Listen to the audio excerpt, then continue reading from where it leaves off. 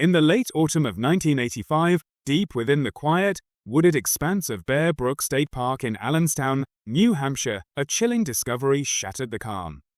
A hunter stumbled upon a rusted, weather-worn 55-gallon barrel tucked away in the dense forest.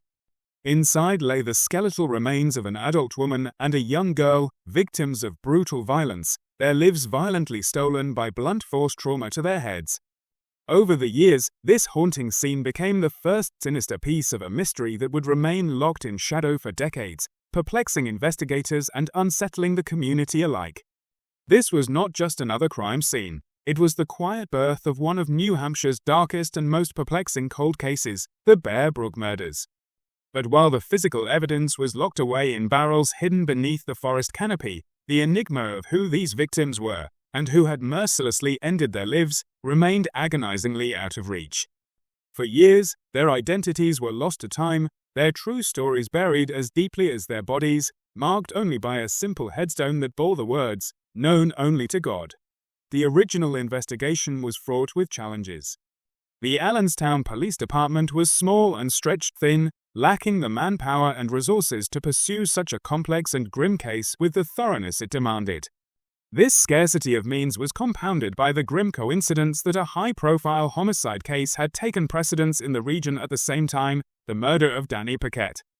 With the New Hampshire State Police often juggling multiple investigations, the Bear Brook case, tragically, did not receive the immediate and exhaustive attention it required.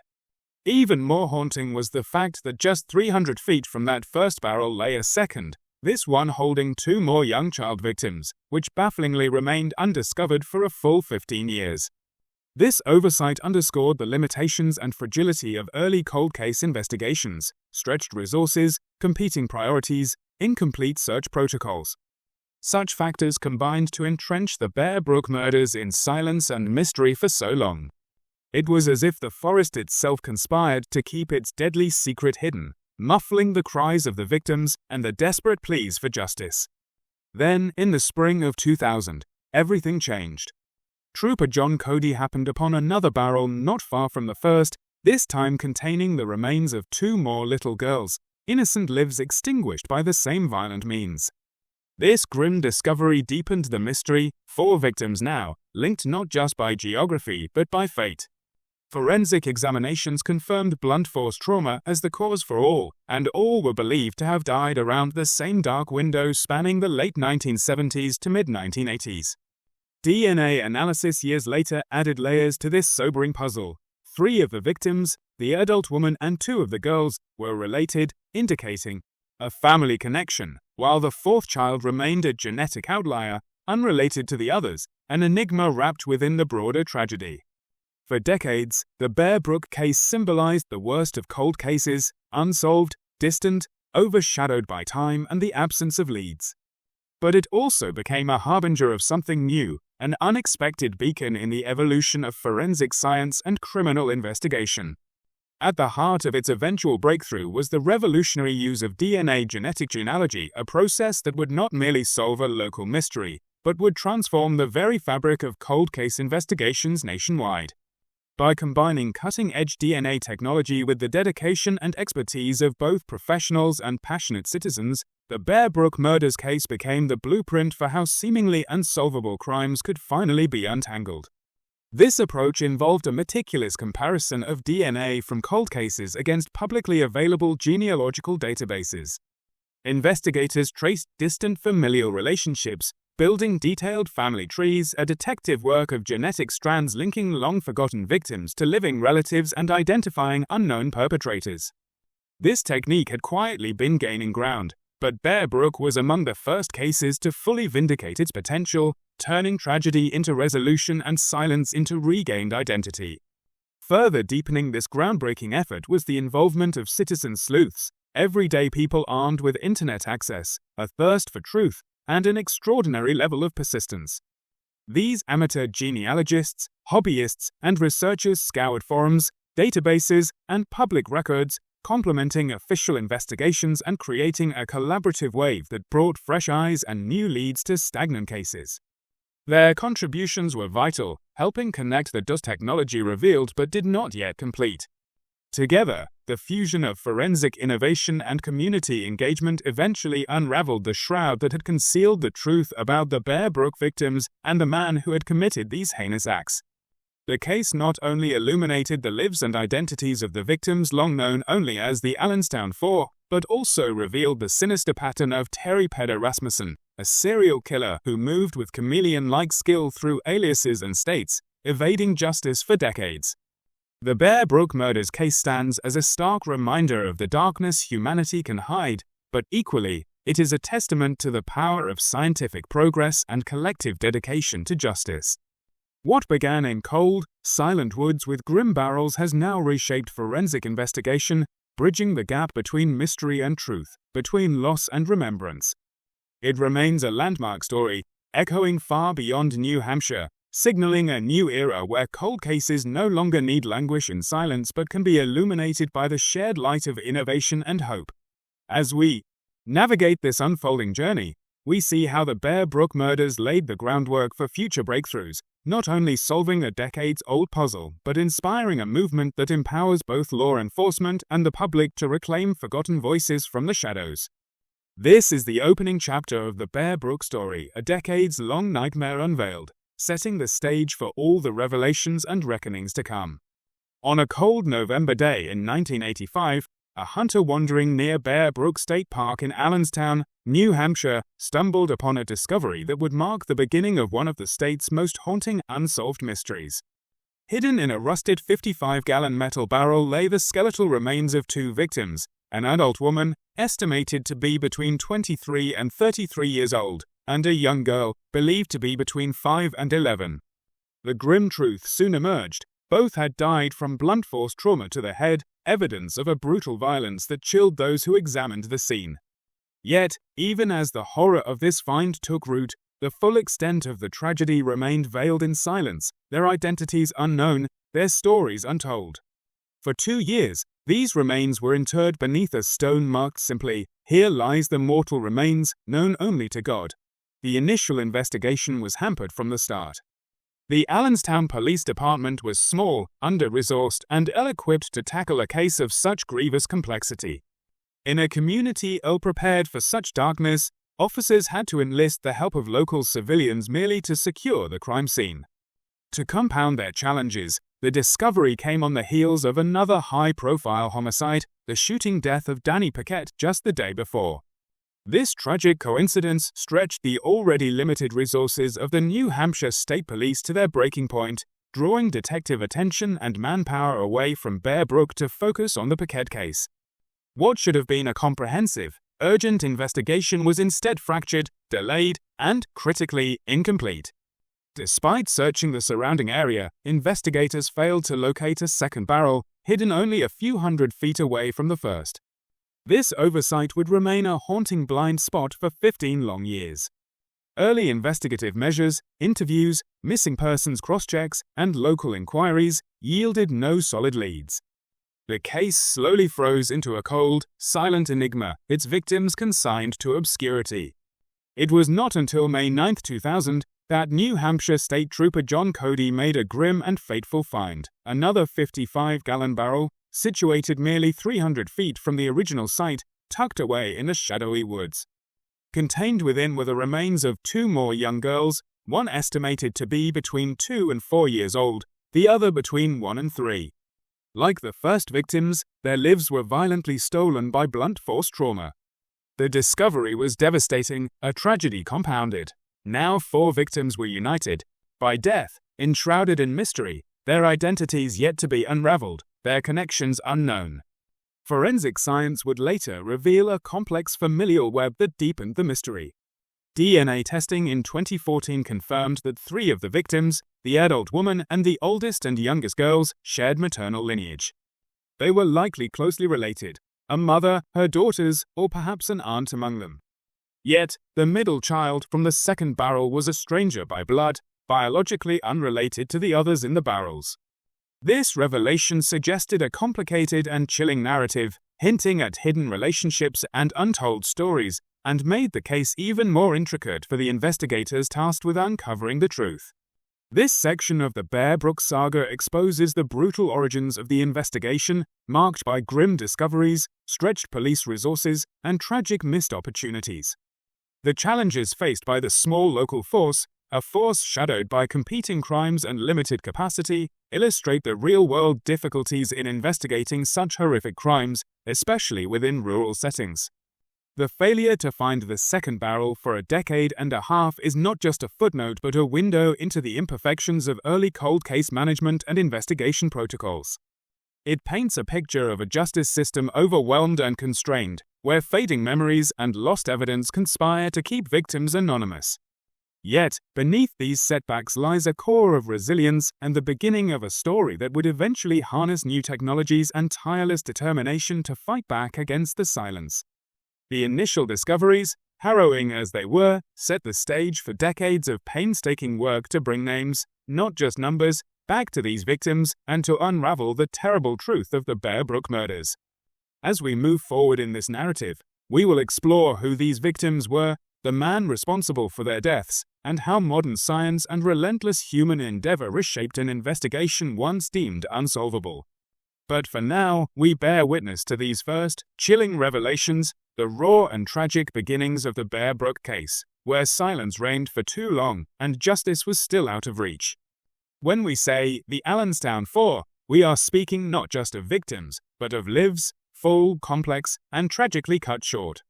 To truly understand the gravity of the Bear Brook murders, it is essential to humanize Marlyse Honeychurch, Vaughn and Sarah McWaters, and a still unidentified young girl who shared their fate. Behind the cold facts of forensic reports and crime scene details lie the threads of family, youthful promise, and unspeakable loss. These were not just names on reports or bodies discovered in barrels. They were individuals with histories, relationships, and dreams that were violently stolen from them. Marlyse Honeychurch was the adult woman among the four. DNA analysis has helped piece together parts of her story, confirming that she was the mother to two of the children found alongside her, Vaughn, her 6-year-old daughter, and Sarah McWaters, who was only 1 year old at the time of her death. This maternal bond, long obscured by anonymity, emerged from the early 2010s DNA profiling that began to reveal their close biological ties. The brutal violence that claimed their lives is made all the more heartrending when we consider them as a family, a mother and her young daughters, caught in a nightmare far beyond their control. Marie, at 6 years old, was a child in the prime of her innocence.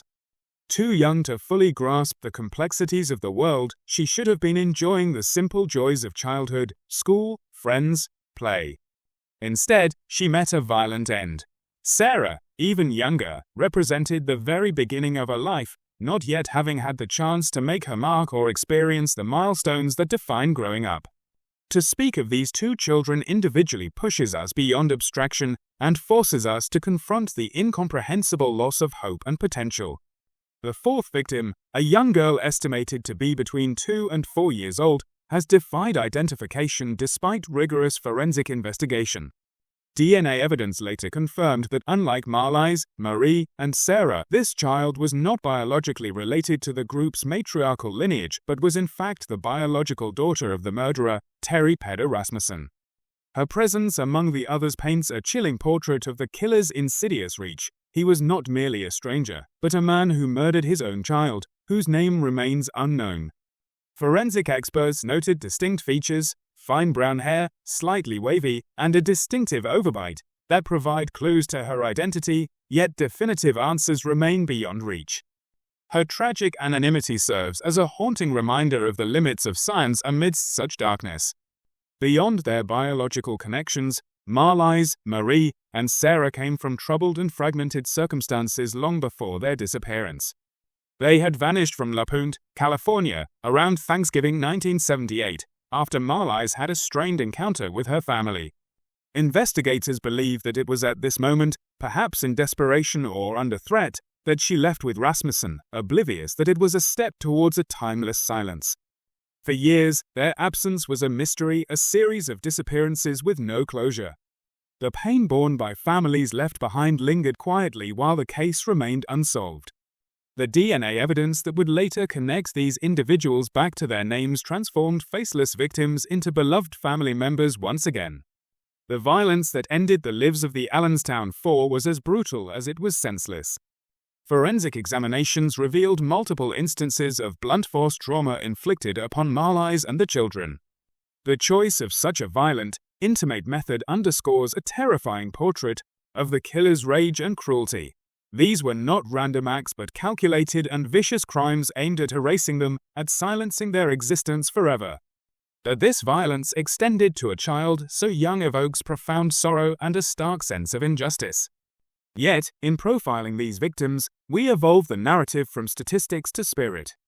We remember that Marlyse was more than a murder victim. She was a mother trying to protect her children, perhaps caught in a cycle of abuse and fear. Marie and Sarah were more than nameless children. They were daughters with futures unjustly denied. The unnamed little girl complicates our emotions further. Her anonymity refuses to allow us to forget the depth of this tragedy or the mysteries still left unsolved. This act of naming, of personalizing tragedy, is fundamental in true crime storytelling, especially in cases as protracted as Bear Brook. It is a necessary step in restoring dignity to those lost and in acknowledging the full human cost of such heinous crimes. Understanding their backgrounds, familial bonds, and the savage violence they endured compels us to see beyond the surface, beyond the barrels, beyond the cold case files, and confront the human heartache at the core. As listeners, we are invited to bear witness to this profound loss, to mourn what was taken, and to recognize the silent scars borne by the families. The Allenstown Four were children and a woman who left behind stories interrupted, families shattered, and communities haunted. Their identities restored through painstaking science and unyielding investigative work honor their memory, but also remind us that justice for the voiceless is never just about solving a puzzle, it is about reclaiming their humanity. In coming to know Marlyse Honeychurch, Marie Vaughn, Sarah McWaters, and the unidentified child, we grasp the tragic scale and intimate human cost of the Bear Brook murders. Their stories are the heart of this case, underscoring that behind every statistic is a life, and behind every cold case is a family longing for closure. With their names now known, they are no longer simply the victims, but individuals whose lives matter and whose memories demand we never forget. As we leave this chapter and look forward to the story of the man who caused their deaths, we do so with reverence for the lives lost, the families forever changed, and the enduring human spirit that seeks truth in the silence. The Allenstown Four stand at the crossroads of tragedy and justice, their stories a solemn call to remember not just the crimes, but those who lived and loved before the darkness claimed them. Behind the haunting mystery of the Bear Brook murders lies a man whose name barely surfaced during the decades-long investigation, yet whose shadow stretched across numerous states and countless victims. Terry Peder Rasmussen, known by many names, a fluid and shifting identity, became one of the most elusive and chilling serial killers in modern American history. His carefully constructed web of aliases and transient lifestyle allowed him to slip through the cracks of law enforcement for decades while leaving devastation in his wake. Born on December 23, 1943, in Colorado, Rasmussen's early years were marked by a trajectory that belied the darkness to come. Raised in Phoenix, Arizona, he graduated from North High School but soon dropped out in 1960. The following year, he enlisted in the U.S. Navy, trained as an electrician, and served until his discharge in 1967. Marriage came and went. A brief union beginning in 1968 in Hawaii produced 4 children but also exposed the family to his abusive tendencies. Reports from his wife and children outline a pattern of violence, with one son recounting physical abuse as horrific as being burned with cigarette butts. The marriage dissolved amid his arrest for aggravated assault by the early 1970s, severing the last ties to that chapter of his life. What surfaced next was a man reinvented endlessly, utilizing at least a half-dozen aliases, including Robert Bob Evans, Curtis Mayo Kimball, Gordon Jensen, Jerry Mockerman, and Lawrence William Vanner. Rasmussen cast himself as a chameleon, adapting to new places, faces, and identities. This deliberate and calculated strategy enabled his nomadic presence across states, from Arizona and California to New Hampshire, Texas, and Hawaii, without detection. It also allowed him to perpetrate a string of violent crimes that echoed a singular, unforgiving pattern.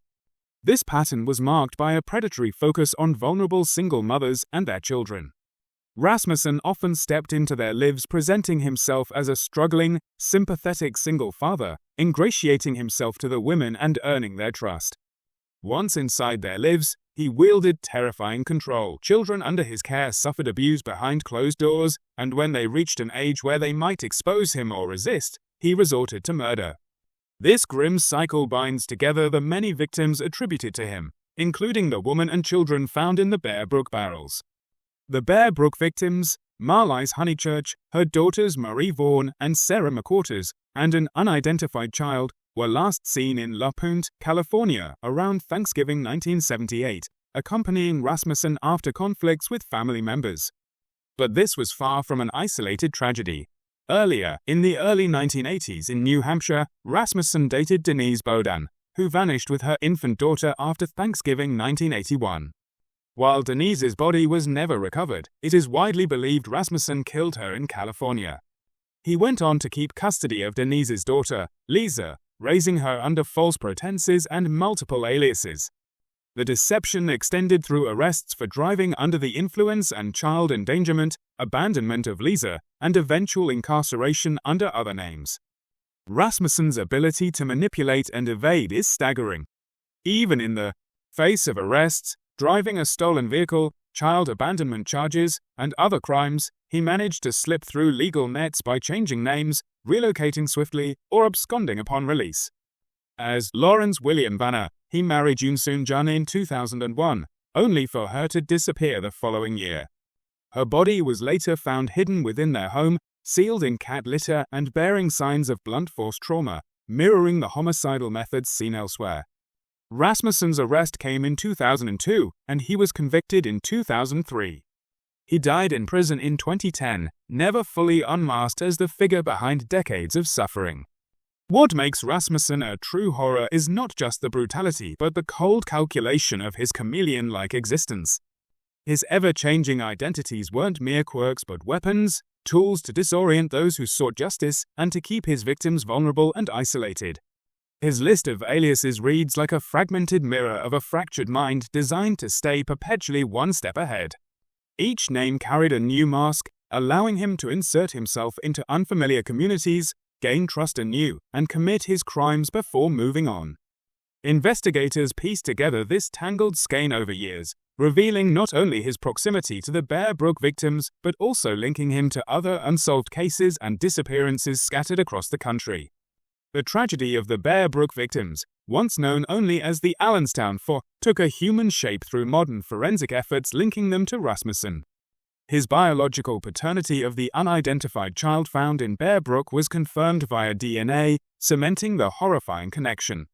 Rasmussen's modus operandi revealed a singular, chilling narrative: cultivate trust with isolated women, gain access to their children, perpetuate abuse, and silence any resistance with deadly force. This was a man who preyed on the most vulnerable, cloaking himself in false vulnerabilities so that those he harmed could find no refuge. His decades of evasion and cruelty highlight systemic challenges in tracking transient offenders who cross state lines and assume multiple identities, exploiting jurisdictional gaps and investigative blind spots.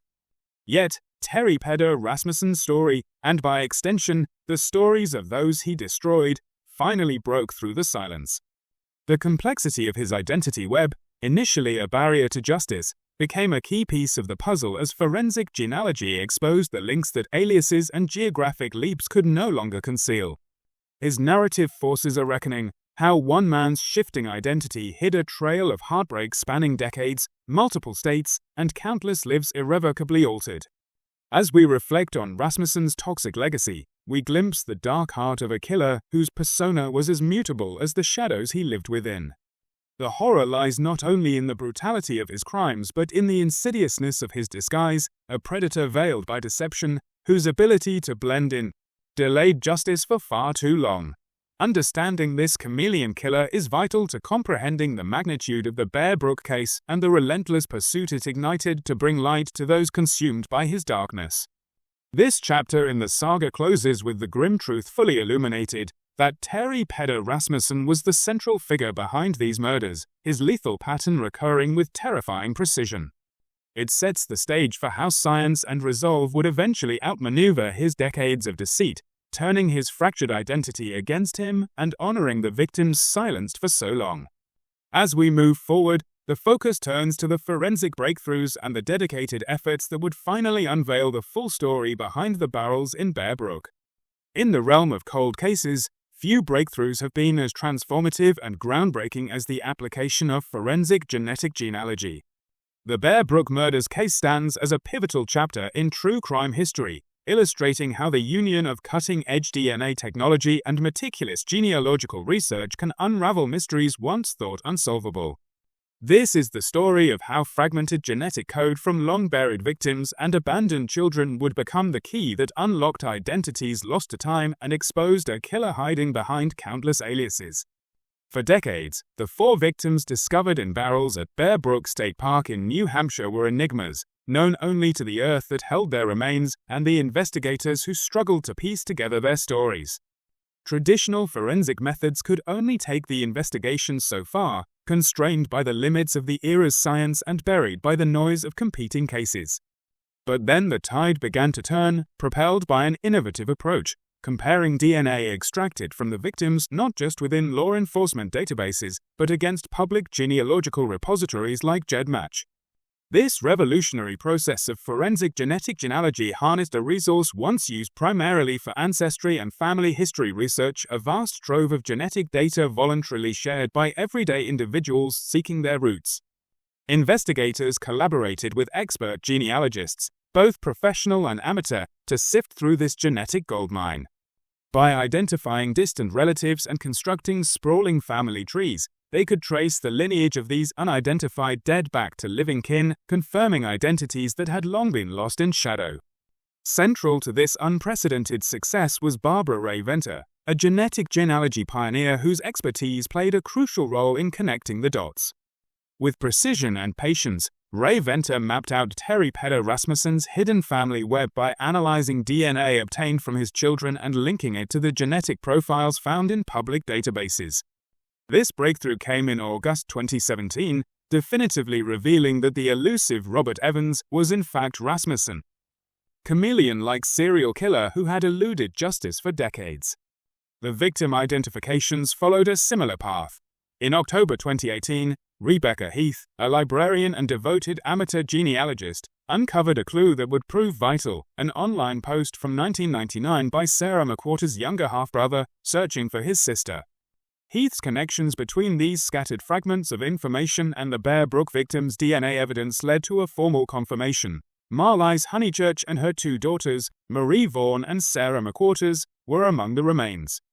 This identification was not simply the result of DNA sequencing machines or algorithms, but an elegant dance between human intuition and technology, between citizen sleuths immersed in online records and the forensic experts refining genetic data.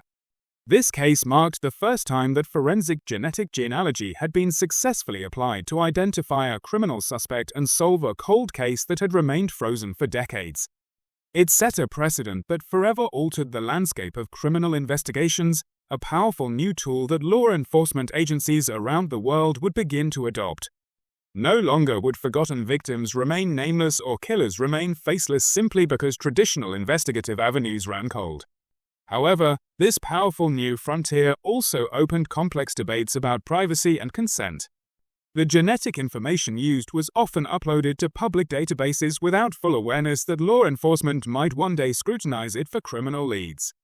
As the balance between justice and personal liberty is weighed, society grapples with how to ethically apply such tools, ensuring that the rights of individuals are respected while enabling the resolution of cases that haunted victims' families for decades. The silent revolution sparked by forensic genetic genealogy breathed new life into the Bear Brook case. It not only illuminated the identities of long-lost victims, but also exposed the true identity of a cunning, transient killer.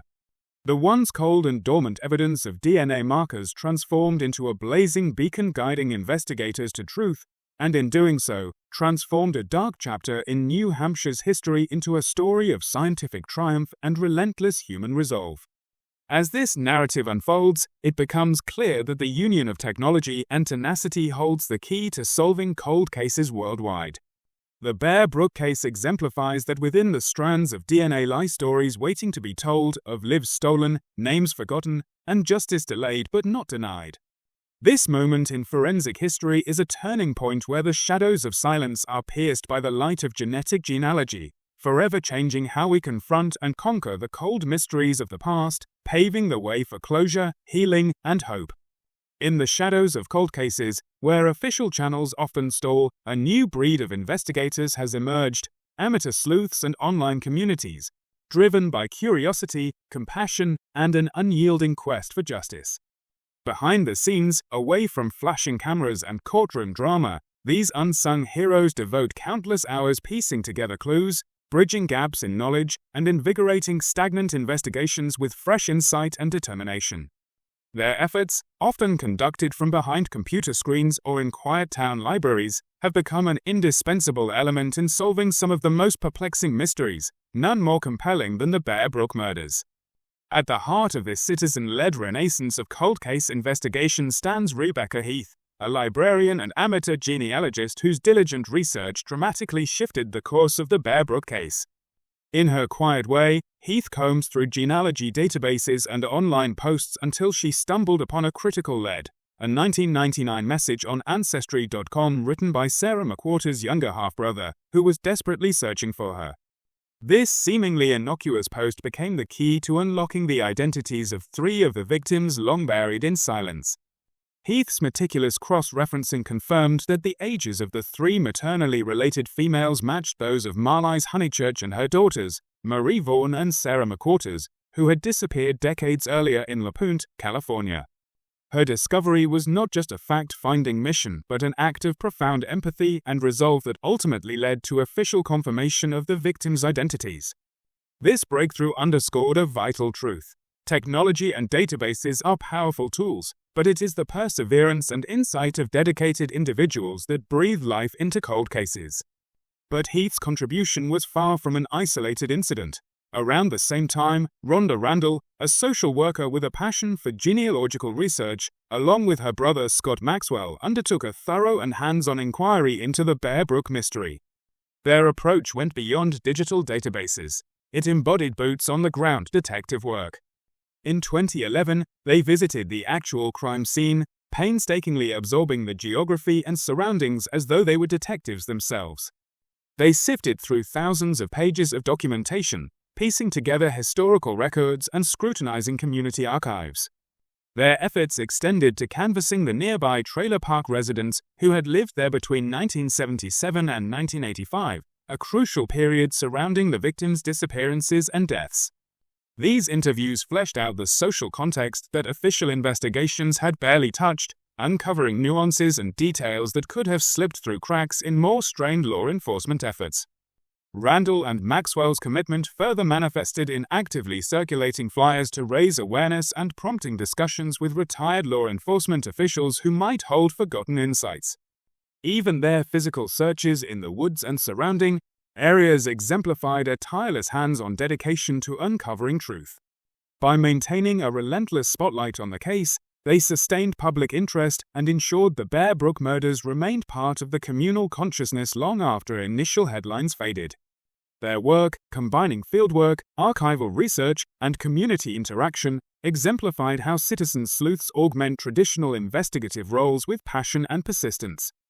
What links figures like Heath, Randall, and Maxwell is not just their shared determination, but the powerful way they have amplified the reach and impact of official criminal investigations. They harness internet tools, from genealogy websites to social media platforms, transforming raw public information into coherent, actionable leads. Their digitally empowered detective work complements forensic innovation, like the groundbreaking use of DNA genealogy, by adding layers of human context, familial connections, and historical depth that algorithms alone cannot uncover. This growing alliance between dedicated civilians and law enforcement heralds a democratization of cold case solving that speaks to a broader cultural shift.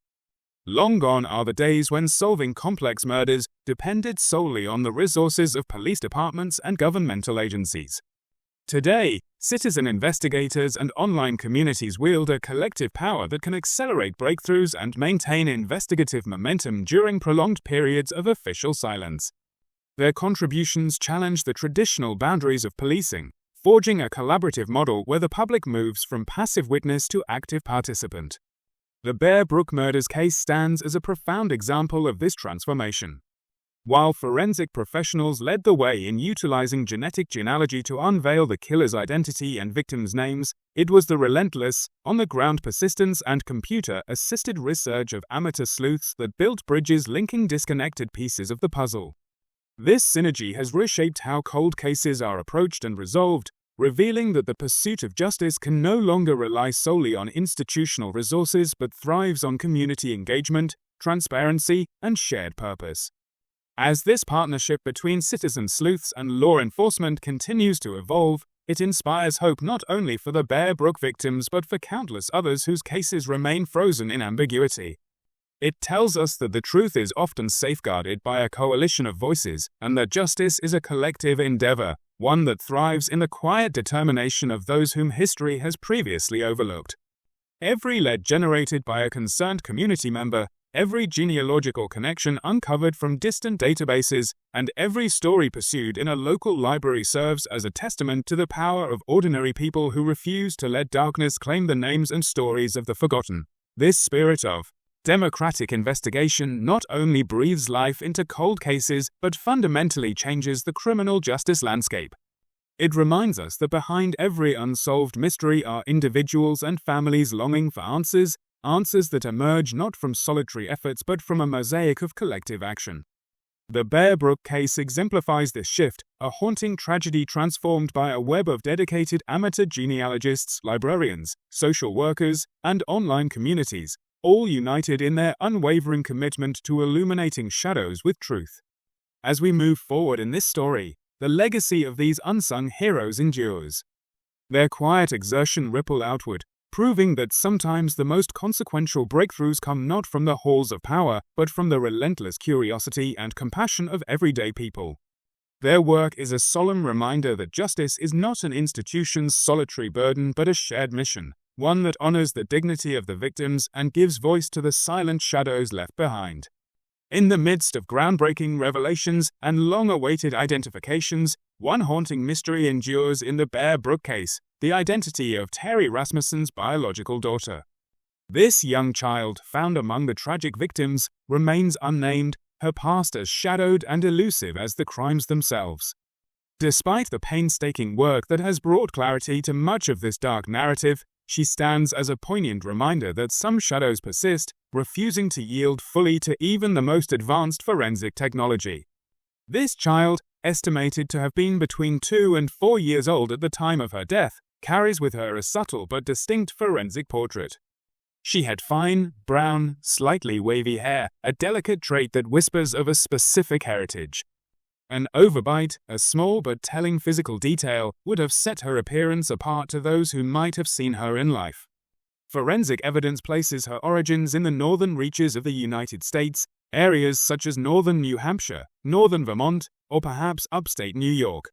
This geographical clue anchors part of her identity but stops short of revealing the full story of who she was, where she lived, or the life she had before her tragic end.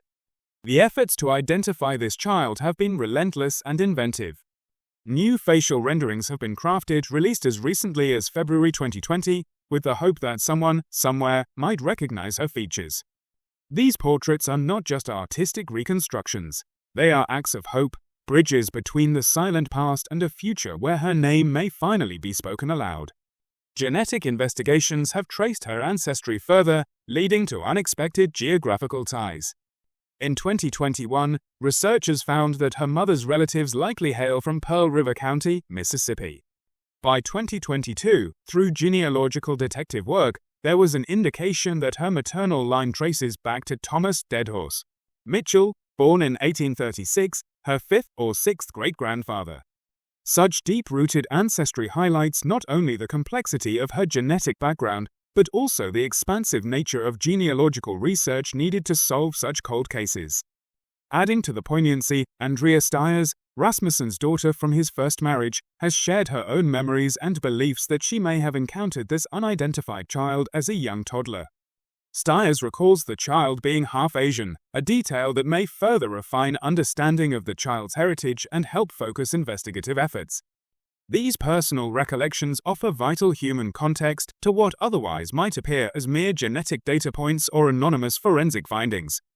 The key barrier in unmasking this child lies in the nature of genetic genealogy itself. This technology, revolutionary though it is, depends heavily on the breadth and diversity of DNA data uploaded to public databases. If the maternal line has few relatives who have contributed their DNA samples, or if family lines have not been adequately traced, the trail runs cold. In this case, the mother's identity, or even whether she is still alive, remains a profound unknown. Without closer maternal matches, the genealogical web cannot be fully spun, and the child's identity continues to evade investigators. This liminal space, where science meets silence, embodies the broader challenges faced by those who work to bring justice to forgotten victims. For investigators and victim advocates alike, the unnamed child represents both a heartbreaking void and a stubborn call to action. The emotional impact of this enduring unknown resonates deeply. It is a constant reminder that behind every forensic breakthrough lies the uncompromising demand for closure, that no family can heal fully until every lost life is brought into the light with a name and a story.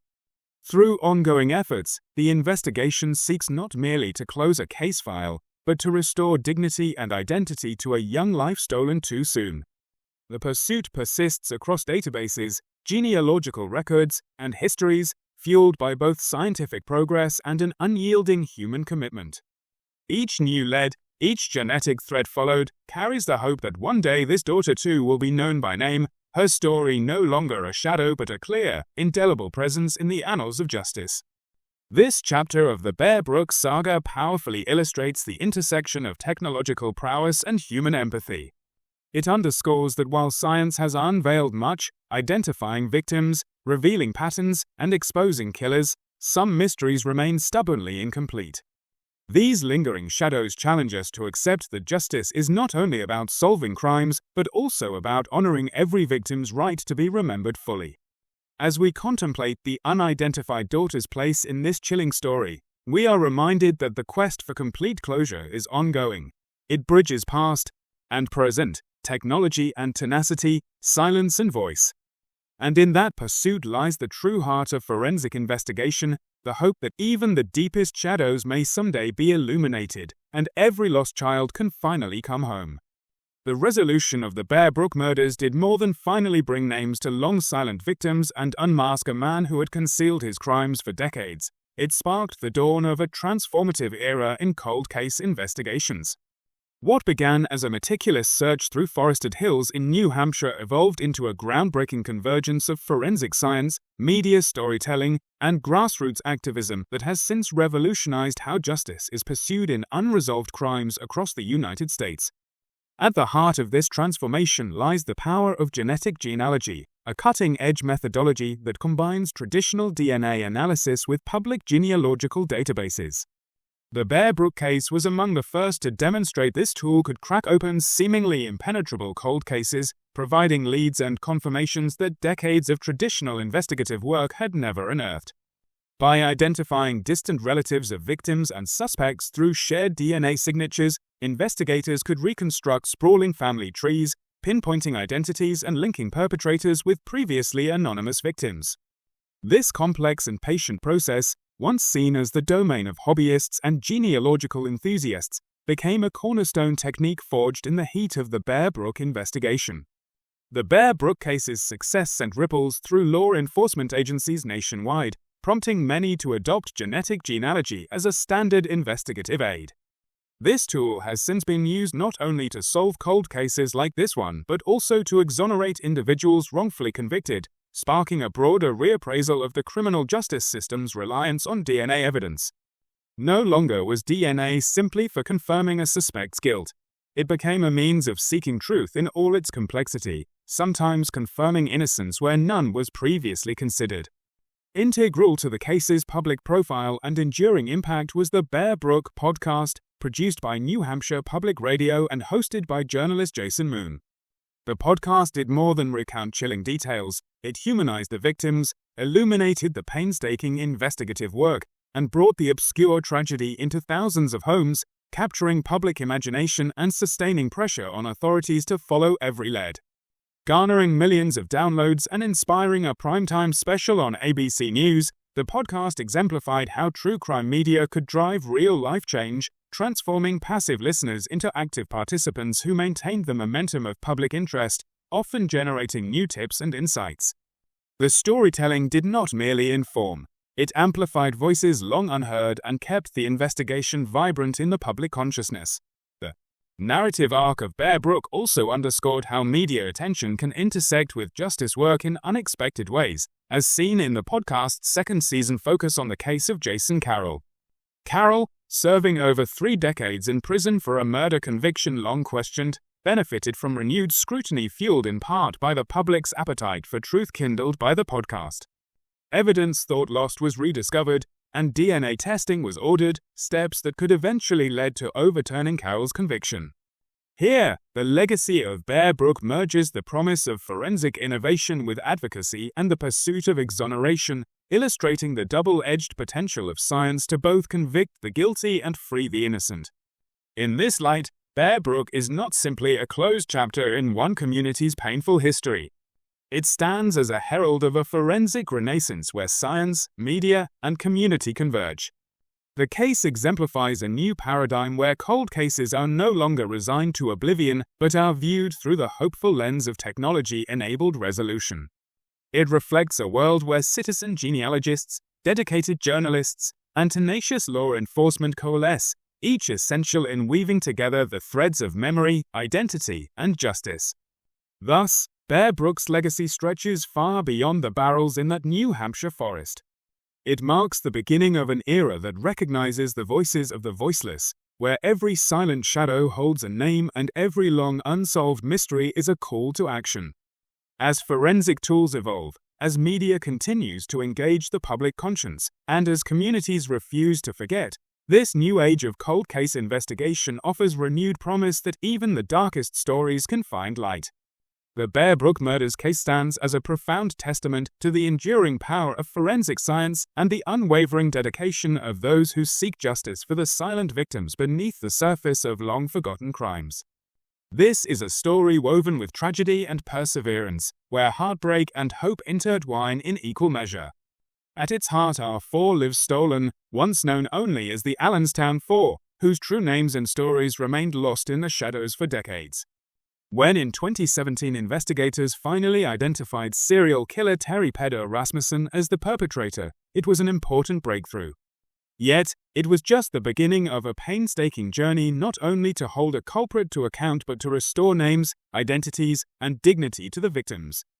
Marlyse Honeychurch, Vaughn and Sarah McWaters, once faceless remains hidden in barrels in Bear Brook State Park, were finally named and acknowledged. Their lives, once reduced to cold files and forensic data, were reclaimed by their families and the public memory. It is a bittersweet justice, recognition that comes too late to heal all wounds, but essential in the quest for truth and closure.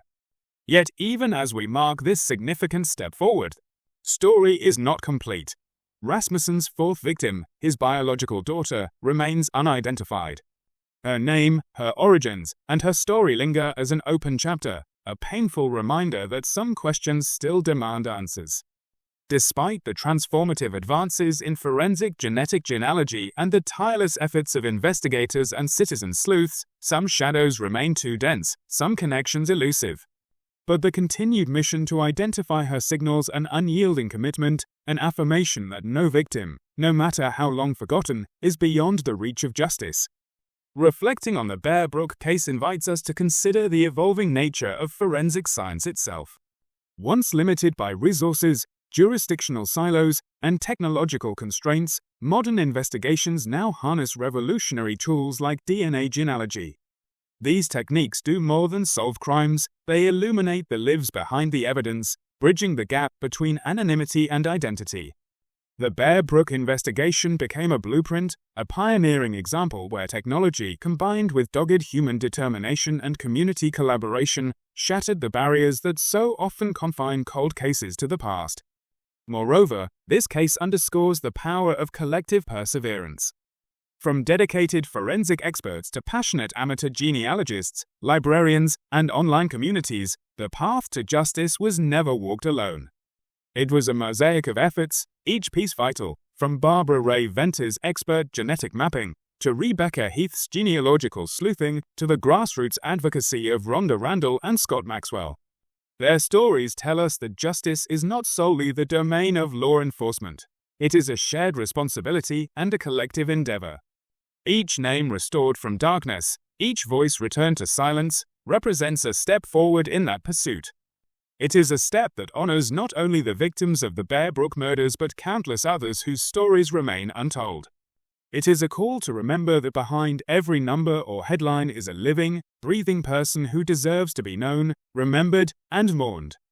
As we close this chapter of the Bear Brook story, we must confront the uneasy truth that the path to justice is often long and filled with uncertainty. But with innovation guiding science and community fueling resolve, there is hope that no victim will remain voiceless forever. The legacy of Bear Brook lies not just in its resolution, but in how it reshaped the pursuit of truth, reminding us that even the darkest shadows can be pierced by light when we refuse to relent. In the end, justice for the voiceless is a journey, not a destination. And every step toward naming the unnamed, every breakthrough in cold cases worldwide, carries forward that vital mission, to give every lost soul the dignity of a name, and every family the solace of knowing the truth.